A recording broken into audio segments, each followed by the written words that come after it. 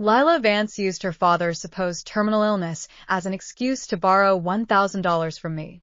In reality, she went to a back alley clinic to end an unwanted pregnancy. She died on that operating table due to a severe infection. My childhood best friend Caleb Thorne was terrified that the scandal would ruin us. He begged me to keep my mouth shut and act like I knew nothing. In my past life, I listened to him. I didn't say a word to the teachers or my parents. We eventually got into the same elite university and naturally became a couple. For 4 years, he was the perfect partner.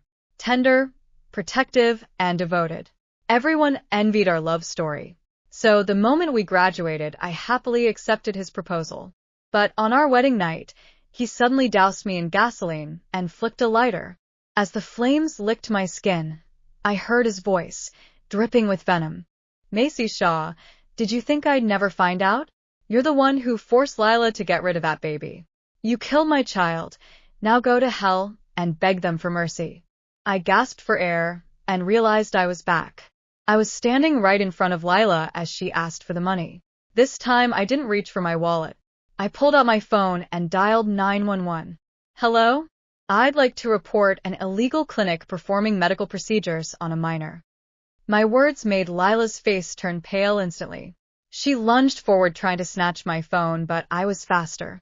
I stepped back, leaving her trembling with rage. "Macy, have you lost your mind? What pregnancy? What procedure?" She shrieked. "If you don't want to lend me the money, fine, but why are you making up such disgusting lies about me?" "Oh, I get it. You're just jealous because Kayla promised to go to the same college as me. This is your sick way of getting revenge." Her eyes welled up with tears, making her look like a wounded animal. I just stood there and let out a cold laugh. "Revenge? You think I'm making this up?" I asked, stepping closer. "Then why don't we go to the school nurse right now and clear your name?" I grabbed her wrist and started pulling her toward the infirmary. She thrashed and struggled, refusing to move an inch. The girls in the hallway, many of whom had been victims of Lila's bullying before, started whispering and mocking her. "Lila, if Macy is lying, just go to the nurse and prove it. What are you so afraid of?" One of them shouted. "Exactly. You're acting awfully guilty for someone who's innocent," another added. Lila bit her lip, her face a mask of tragic vulnerability. "All of you are just ganging up on me with her." Suddenly, Caleb Thorne burst through the crowd. He shoved me hard, sending me stumbling to the floor, and shielded Lila behind his back. My palms hit the gravel, stinging as they scraped open. Caleb didn't even look at me. He just glared, his eyes full of fire. "Macy, I know you like to use your position as class president to boss people around, but this is too much. You're literally leading a mob to bully her. What a massive load of crap." I actually started laughing from the sheer absurdity of it. I took a deep breath and looked him straight in the eye. "Bullying? She came to me asking for money for a secret surgery. Are you blind? Or just stupid?" Caleb froze for a second. He clearly knew exactly why Lila needed that money. The guilt and helplessness of not having the cash himself turned into raw anger directed at me. "So what if she asked for a loan? She obviously has a crisis," he barked. "Aren't you the one who's always bragging about being so helpful? Why is it that when Lila needs help you suddenly have a problem? Was your nice girl persona just an act? Or are you trying to mess with her head right before the final exams? You want to ruin her future, don't you? Macy." I never realized how heartless you could be. Looking at the man before me, I didn't see my childhood friend. I saw the monster who had burned me alive in another life. I had known Caleb for 15 years. When he was 8, he nearly drowned in a lake after his foot got tangled in weeds. I was the one who knelt on the bank, crying and begging a passerby to save him. That day, he swore he would protect me forever. For 10 years, he kept that promise. He was my knight, always by my side. Then, in our junior year, Lila Vance transferred to our school. His heart started drifting toward her, and although it hurt, I never blamed him. I was ready to let him go, but I never imagined he could be so cruel as to murder me. I looked at Caleb, my voice as cold as ice. "The only one ruining Lila is you, Caleb. You know better than anyone why she's asking for money. You know exactly what's going on with her body. Caleb's face turned bright red. Panic flashed in his eyes, but he couldn't admit the truth. He just kept shouting that I was crazy. Lila, sensing the shift, snarled from behind him. You bitch. Keep your mouth shut before I tear it open. She lunged at me, fingers clawing for my hair. Just then, someone in the crowd shouted, "The teacher is coming." What is going on here? Do you all want to fail your finals? If you don't want to go to college, pack your bags and go live in your parents' basements. Our homeroom teacher's roar scattered the onlookers like mice. Only Caleb, Lila, and I remained. The teacher marched over, frowning. Since Caleb and I were top students with Ivy League potential, he immediately focused his frustration on Lila. Lila Vance. If you don't want to study, fine. But don't you dare drag the others down with you. Being singled out like that wounded Lila's pride. Her tears started flowing again, thick and fast. Teacher, Macy is the one attacking me. She's upset because Caleb has been helping me with my tutoring. Caleb jumped in immediately. It's true. I can vouch for Lila. Macy has been encouraging everyone to harass her all morning. Before I could defend myself, Caleb looked at me with a look of pure disappointment. Macy, I know you have feelings for me, but I've told you, we're just friends. Please stop being so possessive. You can't just attack every girl I talk to. You're hurting innocent people just to get my attention. The teacher knew Caleb, and I were close. Hearing this, he turned a suspicious eye toward me. Before I could speak, Lila suddenly shoved up her sleeves.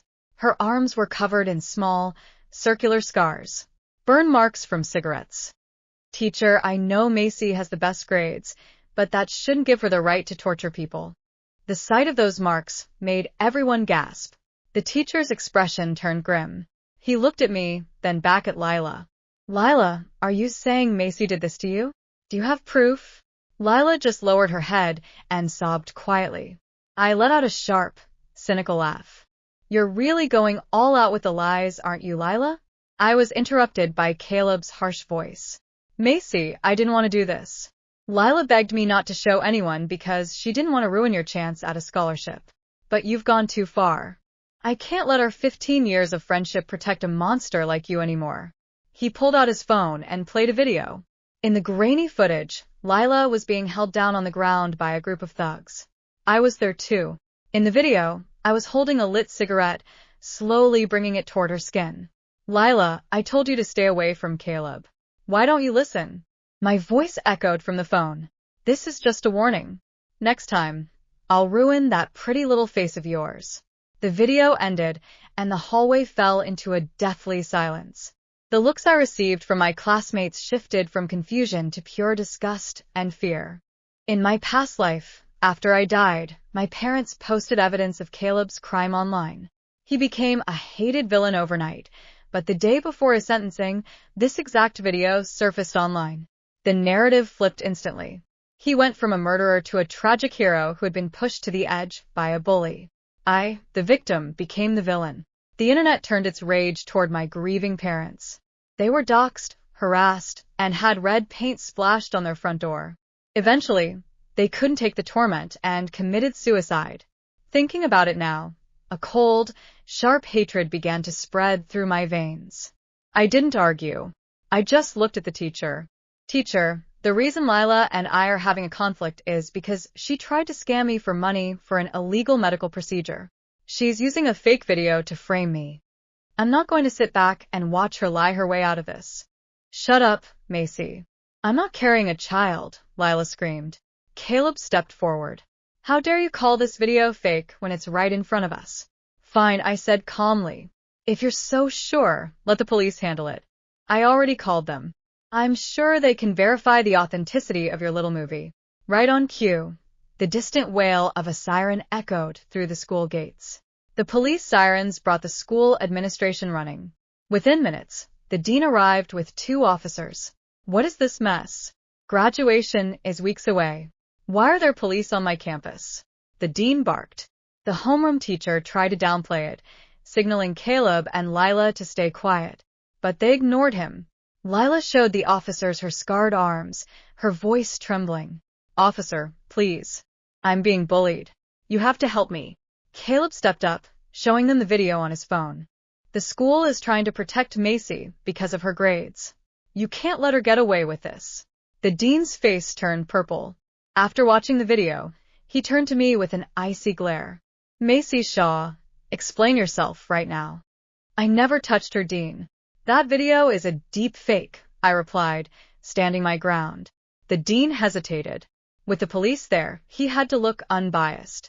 Why would they frame you, Macy? Because she wanted money for. I was cut off by one of the officers, who said this video was fake. I've been on the force for 20 years. This footage is 100% authentic. I stared at the officer in shock. How can you? Possibly? Are you calling me a liar, kid? The officer snapped. His word was the final nail in the coffin. Even my homeroom teacher looked at me with pure disappointment. The students began to whisper. I can't believe she's like this. She's a psychopath. Goes to show, you never really know people. I'm glad I never crossed her. Caleb walked up to me and ripped a keychain off his bag. A gift I had given him years ago. He threw it at my face. We are done, Macy. Never talk to me again. The metal edge sliced into my cheek, drawing blood. No one moved to help me. The dean's voice was like a hammer. I don't care how good your grades are. This is a disgrace. You are officially suspended. I'm calling for a full disciplinary hearing. You will apologize in front of the entire school, and your parents need to be here within the hour. My heart tightened. I didn't understand why that cop was lying. I knew that a record like this would destroy my chances of getting into a good college. I didn't do it. I've never even held a cigarette. I screamed, but no one was listening. The officer stepped toward me. Kid, those burns qualify as assault. If you don't want a criminal record before you graduate, you better start begging for her forgiveness. Lila shook her head, looking pathetic. Her apology won't fix what she's done to me. Someone like her shouldn't even be allowed to take the final exams. If she goes to college, she'll just find another victim. Dean, if you want this to stay quiet, you need to ban her from graduation. The classroom erupted in murmurs. The dean was clearly considering it. The school was up for a major accreditation review. A bullying scandal could ruin everything. I saw the choice in his eyes. I shouted before he could speak. I didn't bully her. She's lying because I wouldn't pay for her back alley surgery. If I'm lying, why would I be the one who called the police? Caleb looked at me with mock pity. Macy, just stop. You're digging your own grave. I won't help you anymore. I sneered at him. You think you're the only one with evidence? I have photos of her medical reports and footage of her entering that shady clinic. I reached for my phone. Before I could unlock it, Lila lunged at me like a feral cat. You bitch. You're not showing them anything. I stepped aside quickly. Lila lost her balance and slammed hard into the corner of a desk. She hit the floor, clutching her stomach and screaming in agony. My stomach. It hurts so much. A second later, the white tile beneath her turned red. Blood. A dark, horrifying stain spread between Lila's legs. The entire hallway went silent. Lila curled in on herself, shrieking. My baby. Caleb. Save my baby. The words echoed through the corridor. For a moment, nobody moved. Then every head slowly turned toward her. The same girl who had spent the last hour screaming that she wasn't pregnant had just exposed herself. Caleb's face drained of all color. The dean froze. The homeroom teacher looked like he'd been struck by lightning. Even the officer who had confidently declared the video authentic stood speechless. Lila immediately realized what she'd said. Her eyes widened in terror. No, I didn't mean, but it was too late. Everyone had heard. I looked down at her calmly. You weren't pregnant, remember? Lila's lips trembled. The crowd erupted. Wait, she really was pregnant. Then Macy was telling the truth. Oh my God. She lied to all of us. Caleb dropped to his knees beside her. Lila. His hands shook as he tried to help her. The dean barked at someone to call an ambulance. Within minutes, paramedics rushed into the building. As they loaded Lila onto a stretcher, one of the medics glanced at the blood and immediately asked, How far along is the pregnancy? Nobody answered. The medic frowned. If she's pregnant and experiencing heavy bleeding, we need her medical history immediately. The silence became even more suffocating, because now there was no denying it. Not anymore. Lila was taken away. Caleb followed the ambulance without even looking back. The moment they disappeared, every eye landed on me. The dean's face had become incredibly ugly, especially because he remembered exactly what he had said only minutes earlier. Suspension, expulsion, public apology. All because he had chosen to believe Lila. The officer cleared his throat awkwardly. Perhaps we should continue investigating before drawing conclusions. I laughed. A cold laugh. The officer's expression stiffened. You seemed pretty certain before. His face darkened. The dean quickly stepped in. Macy, this may have been a misunderstanding. A misunderstanding? I looked directly at him. You were about to destroy my future. Nobody could answer that. The crowd began whispering again. Only this time, the target wasn't me. It was Caleb. It was Lila. And it was the officer. Something felt wrong. Very wrong. The video. The officer. The certainty. The timing. None of it made sense. Then a voice spoke up from the crowd. Actually, everyone turned. It was Ethan Brooks, the quiet president of the computer science club. He held up his phone. I think I know why. The hallway fell silent. Ethan adjusted his glasses. That video isn't real. The officer frowned. What are you talking about? Ethan walked forward. I've been studying machine learning and video synthesis for years. He opened an app and projected the video frame by frame onto a classroom screen. There. He pointed. The crowd squinted. At first nobody saw it. Then Ethan zoomed in. Tiny distortions appeared around the edges of my face. Subtle glitches. Artificial artifacts. The shadows don't match. He clicked again. The lip synchronization is inconsistent. Another click. The metadata shows multiple render passes. The officer's face turned ugly. The dean looked confused. Ethan finally lowered the phone. This isn't an authentic recording. He looked directly at Caleb. It's a deep fake. The crowd exploded. No way. I knew something felt weird. That's insane. Caleb staggered backward. His face had become ghostly pale. For the first time all day, genuine fear appeared in his eyes. I stared at him. Then I asked quietly, who made it? Caleb didn't answer. But his silence was answer enough. Because I suddenly remembered something from my previous life. Caleb had spent months learning video editing. He claimed it was for a media competition. Back then I never questioned it. Now, everything clicked into place. The video. The timing. The officer's confidence. Someone had prepared this long before today. Someone had expected to need it. Someone had planned for Lila's death. My blood ran cold. Then the ambulance siren echoed faintly in the distance. And suddenly, a terrifying realization hit me. In my previous life, Lila had died after the procedure. Yet somehow Caleb had already possessed the perfect evidence to blame me. Evidence sophisticated enough to fool an entire school. Even a police officer. That wasn't something created overnight. It had been prepared in advance. Which meant only one thing. Caleb had never intended to protect Lila. He had been preparing a scapegoat. Preparing me. The moment that thought crossed my mind, my phone vibrated. Unknown number. I answered. A familiar voice came through the speaker. Weak. Terrified. Barely conscious. Macy. It was Lila. The ambulance siren screamed in the background. Help me. I heard sobbing. Then her next words sent a chill down my spine. Caleb lied to me. My grip tightened on the phone. What do you mean? Lila started crying hysterically. The clinic. He introduced me to them. They said it was safe. They said nobody would find out. A violent cough interrupted her. Then she whispered, Macy, if something happens to me, don't trust Caleb. The call abruptly cut off. And for the first time since my rebirth, I realized something terrifying.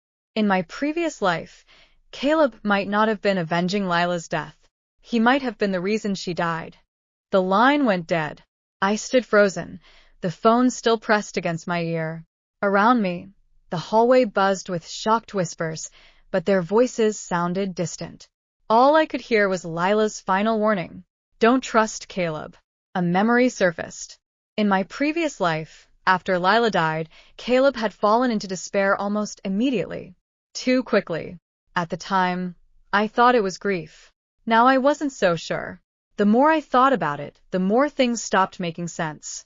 If Caleb loved Lila so much, why had he sent her to an illegal clinic instead of finding a safer option? Why had he already prepared a deepfake video before anyone even accused me of anything? And why had he spent years blaming me instead of investigating what had actually happened? Something was wrong. Very wrong.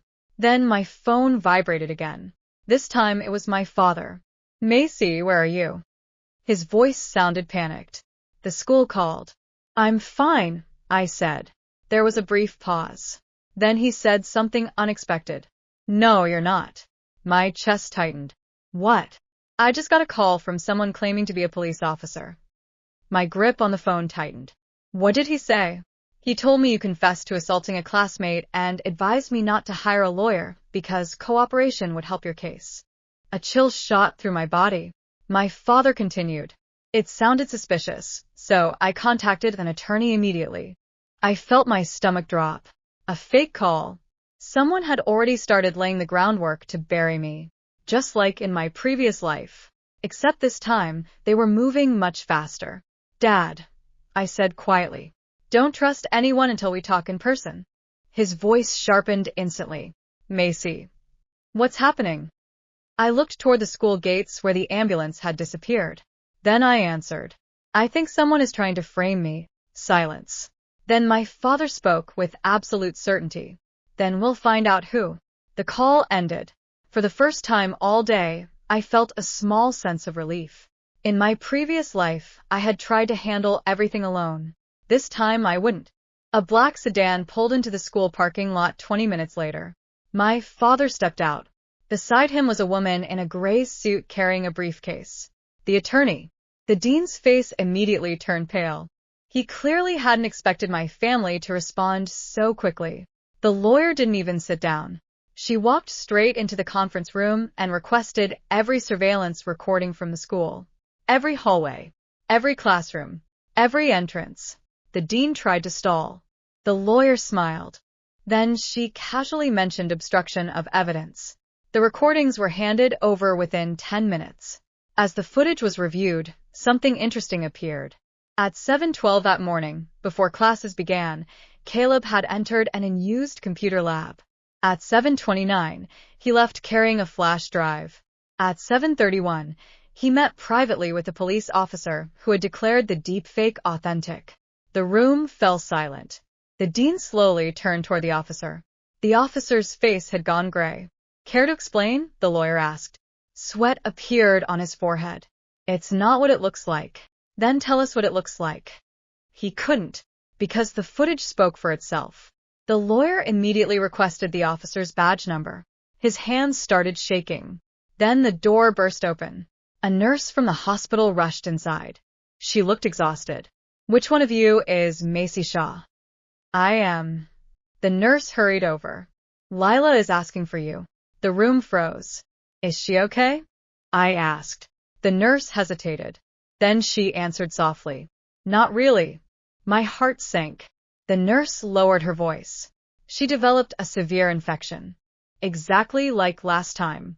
The same infection that had killed her in my previous life. Only this time, she was still alive. Barely. The nurse handed me a sealed plastic evidence bag. Inside was a small notebook. Lila wanted you to have this. My hands trembled as I opened it. The first page contained dates, names, phone numbers, payments, dozens of entries.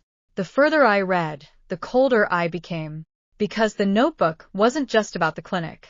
It was a record of everything Caleb had done, every payment he made, every favor he arranged, every lie he told. Then I reached the final page. A single sentence was written there. The handwriting was shaky and uneven, clearly written in a hurry. If something happens to me, Caleb knew the clinic was dangerous. Beneath it was another line, one that made my blood run cold. He said if I died, Macy would take the blame. The notebook slipped from my fingers. The room became deathly silent. No one spoke. No one moved. Across the table, Caleb's face lost every trace of color. For the first time since my rebirth, he looked afraid. Truly afraid. Because the story he had spent years preparing was beginning to collapse. And this time, I wasn't the one trapped inside the flames. He was. For several long seconds, nobody spoke. The notebook lay open on the conference table. The final sentence seemed to burn itself into everyone's mind. He said if I died, Macy would take the blame. Caleb stared at the page. Then he laughed. A short, nervous laugh. This is ridiculous. No one joined him. It's fake, he continued. Lila wrote that because she was scared. She wasn't thinking clearly. The attorney calmly picked up the notebook. Interesting. She flipped through several pages. These dates match the timestamps from the bank transfers. Caleb's smile faltered. She turned another page. The phone numbers correspond to real individuals. Another page. The payment records appear consistent. Then she looked directly at him. If this was fabricated, someone went to extraordinary lengths. The room grew quieter. Caleb's hands had begun trembling. I didn't do anything. Really? I asked. He finally looked at me. The anger that had once intimidated me now looked pathetic. Because I wasn't afraid anymore. Not after remembering the flames. Not after watching my parents suffer. Not after dying. You told everyone I was obsessed with you, I said. You forged evidence. You framed me. You destroyed my reputation. His jaw tightened. You deserve it. The words slipped out before he could stop them. The room froze. Even Caleb seemed shocked he'd said it. The dean blinked. What? Caleb's face twisted. Years of carefully controlled emotions suddenly cracked. You heard me. His eyes locked onto mine. You deserved it. The hatred in them was terrifying. Raw. Unfiltered. The same hatred I'd seen on our wedding night. You always had everything. His voice shook. Perfect grades. Perfect family. Perfect future. Lila and I worked twice as hard just to keep up. I stared at him. For the first time, I understood something. This had never been about love. Not really. It wasn't even about Lila. It was envy. Pure envy. The kind that rots a person from the inside. Caleb continued. You think you're some kind of saint. His voice rose. Everyone worshipped you. The teachers. The students. Your parents. He pointed at me. Do you know what it feels like to always be second place? The room remained silent. Then my father spoke.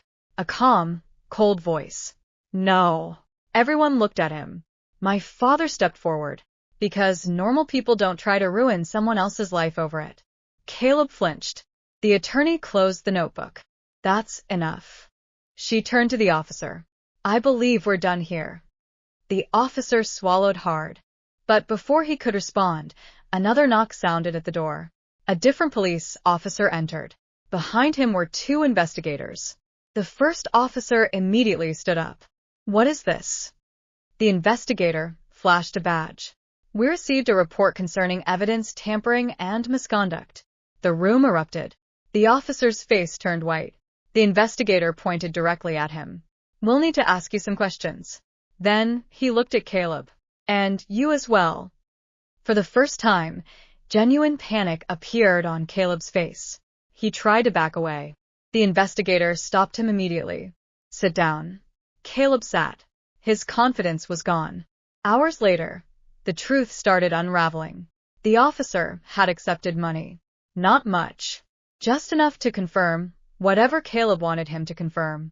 The deepfake video had been created using stolen images and audio clips collected over months. And worst of all, investigators found messages. Thousands of messages. Between Caleb and Lila. Most were ordinary. Until the final few weeks. Then the tone changed. Lila had become scared. Scared of the clinic. Scared of the pregnancy. Scared of what would happen if anyone found out. Again and again she asked Caleb for help. Again and again he reassured her. One message stood out. The investigator read it aloud. Lila, what if something goes wrong? Caleb, nothing will happen. Lila. And if it does? Caleb, then I'll handle everything. A terrible silence followed, because everyone now understood what those words really meant.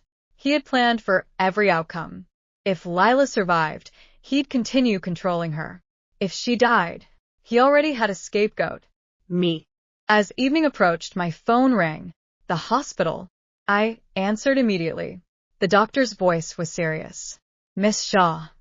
Yes. We've stabilized Lila. I froze. She was alive. The doctor continued. She asked to speak with you when she's strong enough. After the call ended, I walked outside. The sun was setting. Golden light stretched across the empty campus. For the first time since returning to the past, I felt something inside me loosen. Not relief. Not happiness. Something quieter. Justice. In my previous life, I never got the chance to defend myself. I died branded a monster. My parents died carrying that Stain. But this time, the truth had survived. And so had I. As I stood there, watching the sunset, a police car pulled away from the curb. Inside the back seat sat Caleb Thorne. His hands were cuffed. For a brief moment, our eyes met through the window. The same boy who once promised to protect me forever. The same man who later burned me alive. He looked away first.